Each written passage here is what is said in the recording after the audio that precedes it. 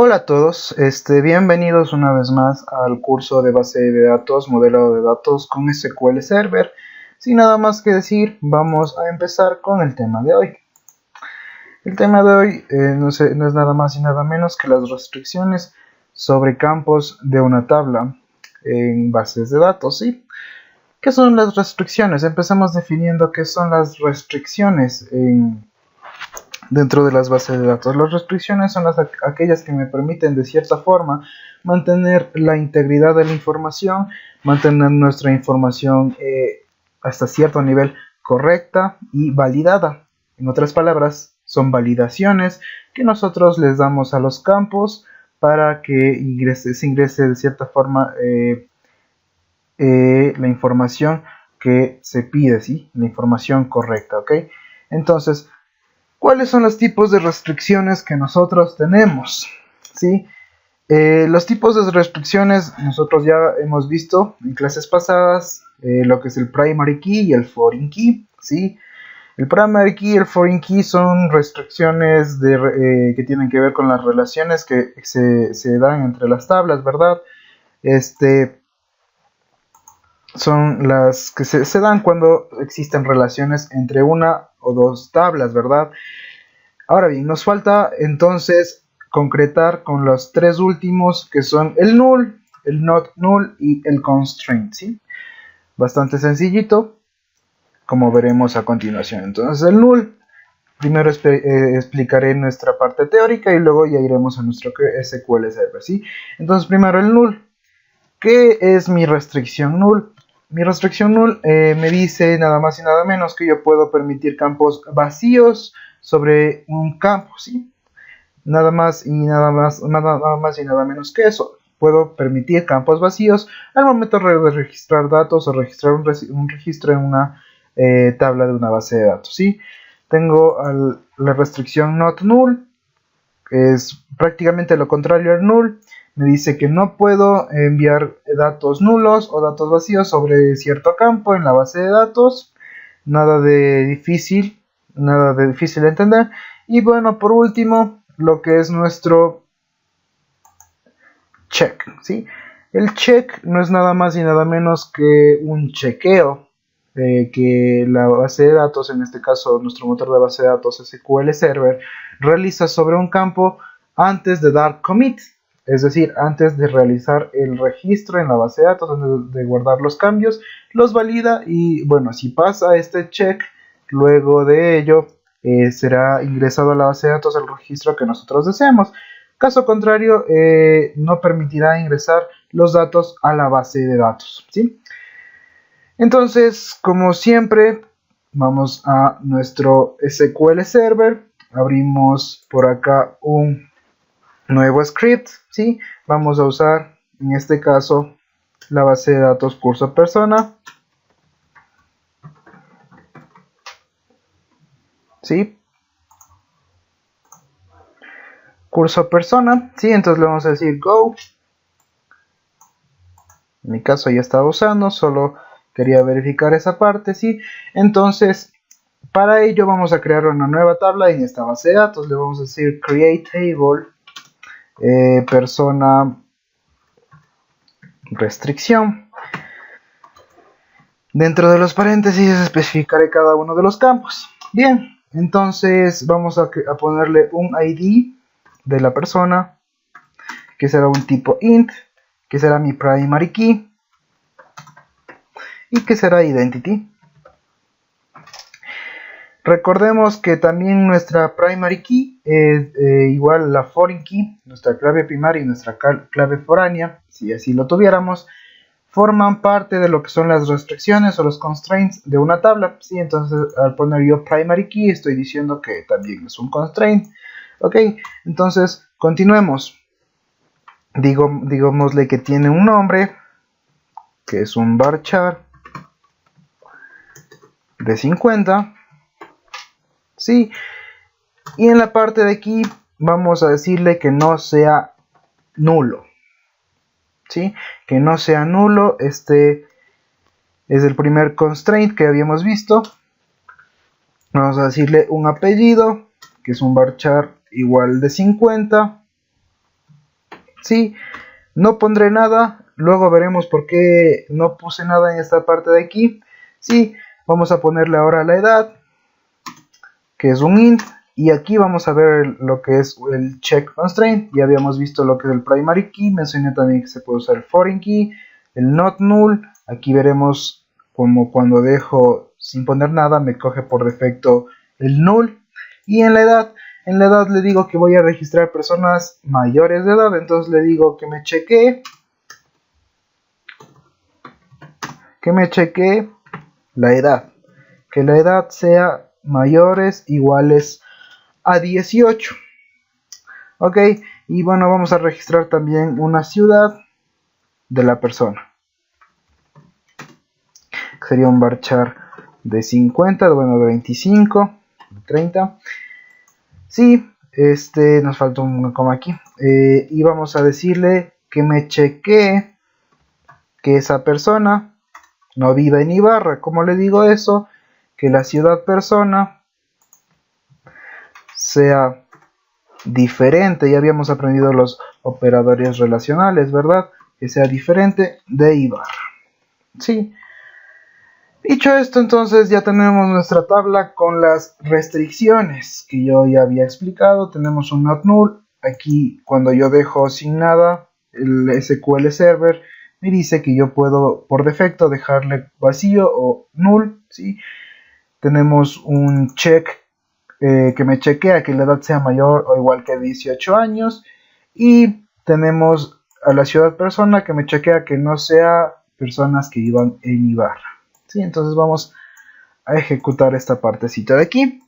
¿Cómo probamos entonces que se está creando los checks constraints y los constraints en general? Pues bueno, insertando información dentro de esta tabla. Entonces le digo insert into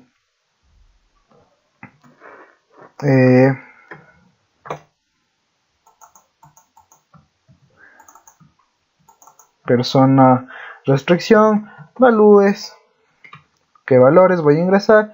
Entonces le digo, como nuestro primer campo es identity, entonces ese nos especifica. Tenemos nuestro primer campo que es el nombre, le digo que se llame Andrea. Sí, el apellido, sí, vamos a dejarle vacío o nulo. Sí, en la edad vamos a hacerle caer por primera vez aquí, entonces le decimos que tenga 17 años. Recordamos que habíamos definido que sea mayores o iguales de 18 y que viva en Ibarra. ¿Sí? Vamos a correr esta partecita de aquí. Efectivamente nos dice entonces que ha ocurrido un conflicto con el check constraint de la edad. ¿Sí? Puesto que nosotros habíamos definido que la edad debería ser mayor o igual a 18. Vamos a dejarle como 19 años en la parte de aquí. Ahora nos dice que existe un conflicto en lo que es la ciudad. Por supuesto que existe, porque habíamos dicho que no pueden vivir en Ibarra. Digámosle entonces que vive en Quito.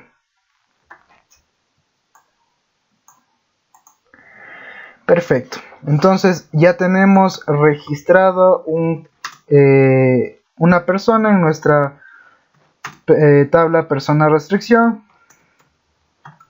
Vamos a verificar. Perdón, se me olvidó la palabra from.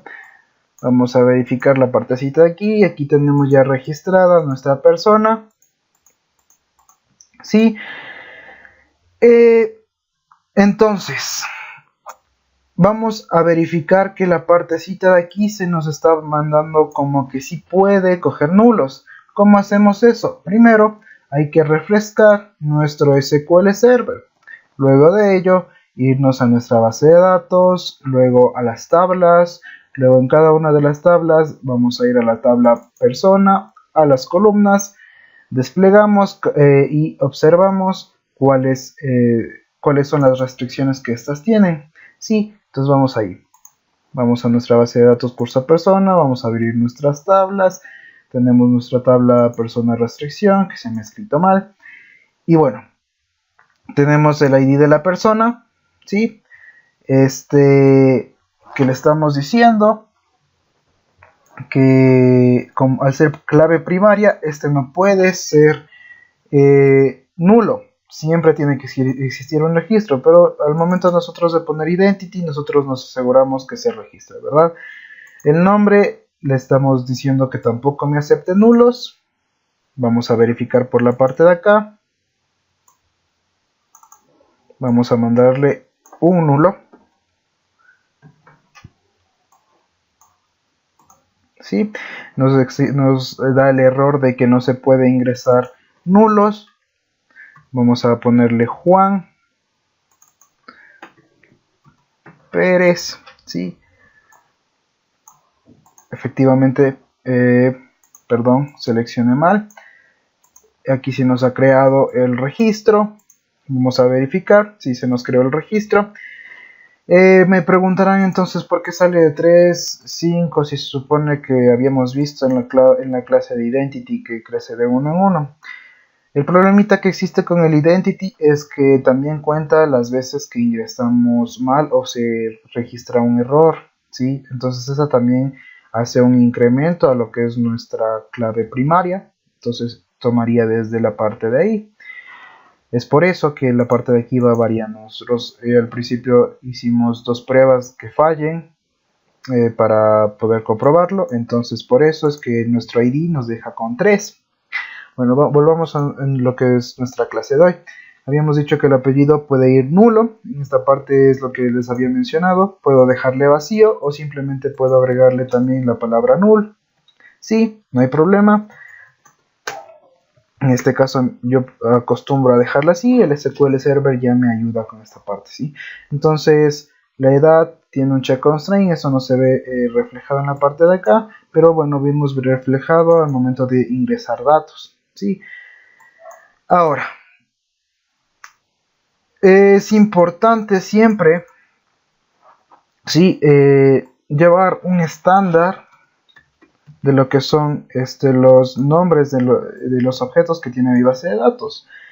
Por ejemplo, yo voy a realizar este insert que no puede tener nulos. Sí, entonces me dice que existe, no se puede ingresar un valor nulo en la tabla de tal por esta partecita de aquí, ¿sí?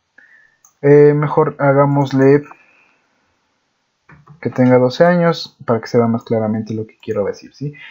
Sí, en esta partecita de aquí, mandémosle un dato.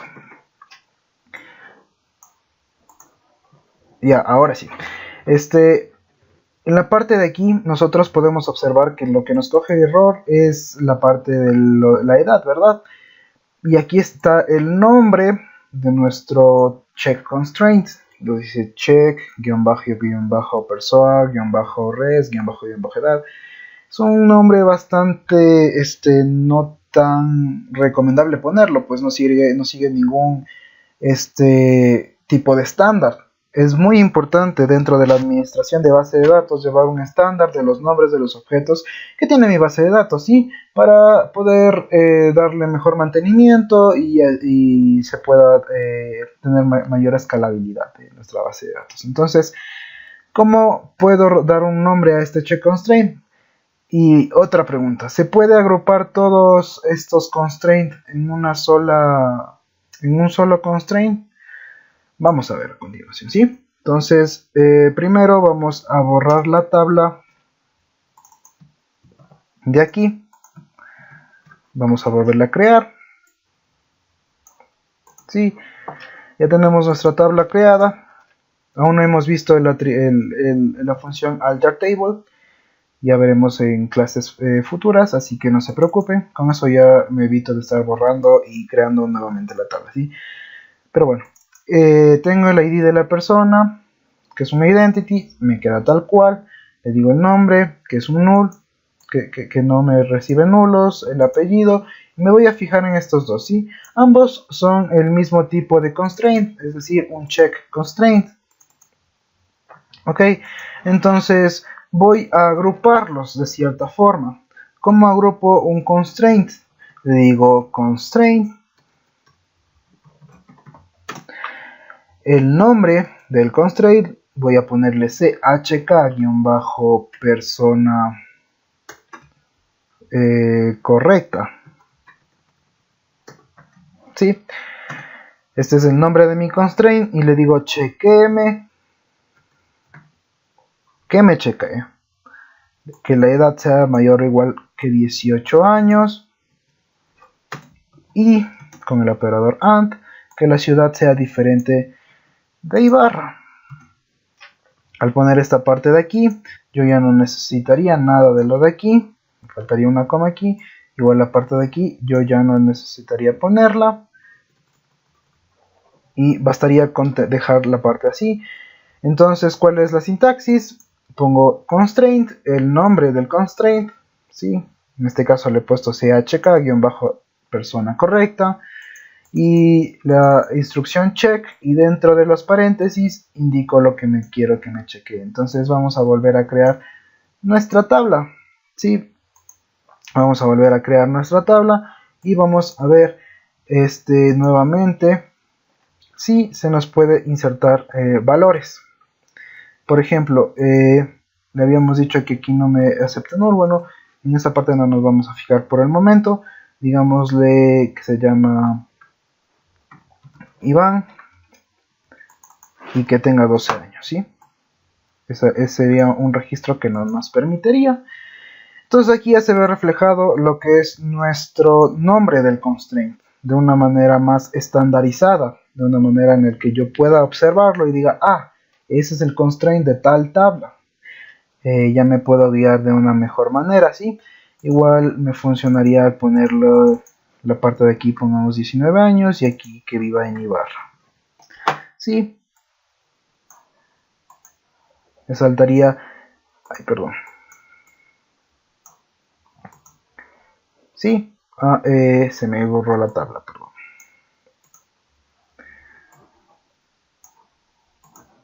En la parte de aquí veríamos que ya me coge el error, por lo que es Ibarra. No tiene nada de complicado, igual. Nada más que agrupar todo esto, ¿sí? Si quiero seguir haciéndolo, pues a través del operador AND y con los operadores que ya hemos visto hasta ahora, pues para que me realice el tipo de constraint que yo quiero, ¿sí?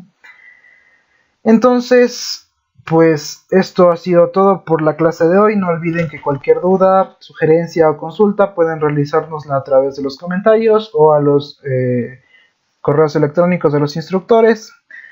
Espero que este curso, esta clase de hoy les haya servido.